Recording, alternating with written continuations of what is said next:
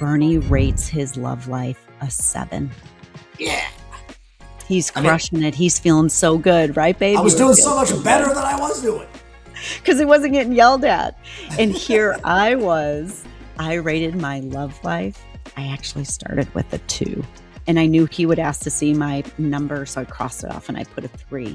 All right, 24/7 Mindset World. What's super cool about today's episode, and what I really hope that you digest fully, is Tammy and Bernie. Super successful in the mortgage space, super accomplished in the mortgage space, but what they on their hearts, they're really laser focused on how to be successful in the home life. So when you look at that, Tammy and Bernie, when you look at that, so many families, so many leaders of families focus so much on the business side. This is how much I produced. This is how much income I made. And unfortunately, so much of their identity, so much of their self-worth is dictated by how many zeros or how many commas are in their paycheck. And when you look at that, around that now in the mortgage space, your ability to be able to engage with your spouse, engage with your family is so much more purposeful than ever. So how do you guys share that message? Yeah. I mean, Wally, you hit it right on the head. I think what we think and what we've been taught is that, especially for high producing, mortgage people, man, you run at that paycheck, you run at that money, everything in your life's going to be great. And what we've learned through some experiences, which we'll share a little bit, is the exact opposite. Now what we understand is when you are very intentional, and we have a framework, an eight-step framework that we've designed to make our marriage this intentional. If you can grow in those 8 areas of your marriage, the rest of your life, work, family, money, savings, legacy is going to work. But, well, it wasn't something we just came up with or something that just happened. So like I was, married, got in the business, did everything wrong. I was doing everything great in the business. I thought I was killing it. And as you know, some of my background is in the Army. And in the Army, one thing you learn is that if something's not on fire or if you're not getting yelled at, it's a pretty good day. It's awesome. And for me, I'm a super positive person. I think that's why, because most of the time nothing was going wrong. And so I'm like, man, I've got nothing to be upset about. This is great. Well, of course, in my first marriage, when things started going wrong, because I had no idea how to run my marriage, and to be honest, God wasn't in the middle of our marriage, which we now think is a very important piece, obviously. I didn't know what to do. And I was getting yelled at, and I was probably screwing up. And it was a terrible situation. And this business, even though I was making the money, it screwed up my first marriage, right? And Tammy's was very similar. Yeah, so I was brought up where you just work harder. And, because I was brought up by a single mom and didn't have a dad in the picture, my mom didn't have parents growing up. Her parents died very young, that if you work harder, you don't need a man and you can make it work here. And so we all have a different marriage story. So just work and work and work. And then I, quickly learned in my first marriage, well, the work isn't just outside the home. The work is actually inside the home as well. And, what you're doing is there's generations, there's a legacy you leave, and don't you want that legacy to be strong? So it was very interesting that, I never learned to carry the cadence from work success into home success. But then Bernie and I, very early on, so grateful for being coached. We were at a coaching conference and they had gone through like the wheel of life, and we got to love life. And sure enough, we were at separate tables. We came back. Bernie, though, we were not even 1 year married, Wally, not even 1 year. It was about 8 months later. And sure enough, Bernie rates his love life a 7. Yeah. He's crushing it. He's feeling so good, right, babe? I was doing so much better than I was doing. Because he wasn't getting yelled at.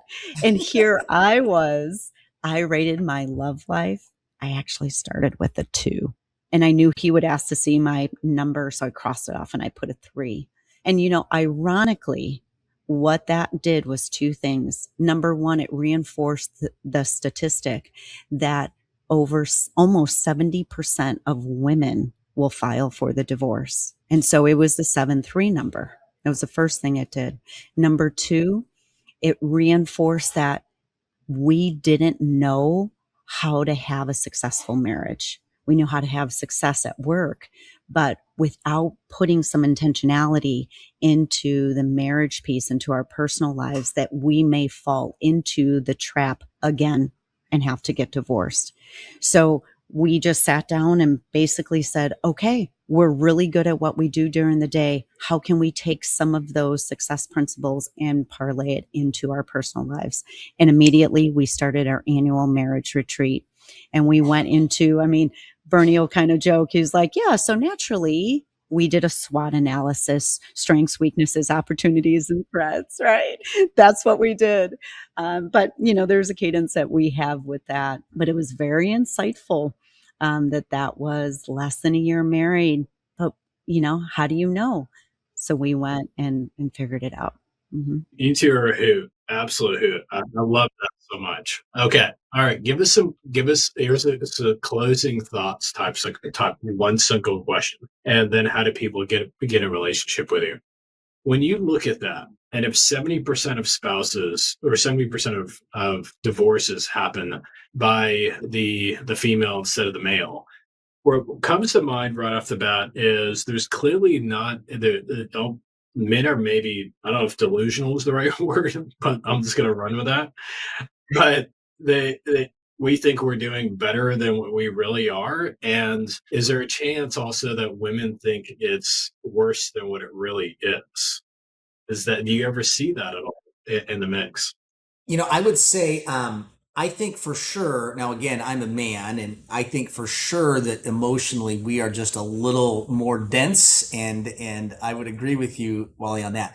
I think where the women part comes in, and it's always both of us, right? In our situation with Tammy, I had, gone through this divorce, which was not very amicable, was really still fighting for the love of my two boys every day for the first few years we were married. Running my business at work. And I think sometimes women, and maybe it's both sides, but if she thinks I'm super stressed out on my own, but she doesn't know, she holds back her stress. Because in reality, she had a whole bunch of stress. I mean, I made her move from the city up to the suburbs. Her kids were commuting to school. She was going through way more kind of sacrifice in some ways than I was. But guess what? Selfishly, we weren't having this meeting that we have now. That's what we designed it.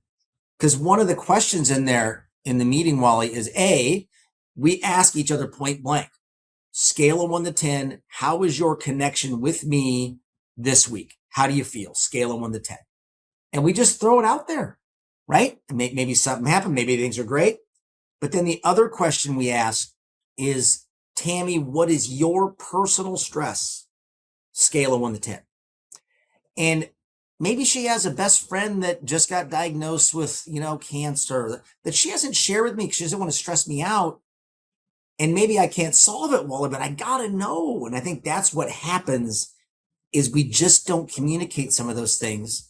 And as a guy, I've gotten way better at listening and just listening, right? I'm not going to solve this. Sometimes I'll ask her, do you want some solutions, or you just want me to listen? And I think that works. That's the smartest thing you can ever ask. All right, Tammy, bring us home. Closing thoughts, and how do they get in a relationship with you? So I don't think men are delusional, number one. I think what happens is that, again, we, as women, we like vision and we want a growth mindset. And we just need to learn how to schedule the conversations so little points of frustration don't grow into conflict.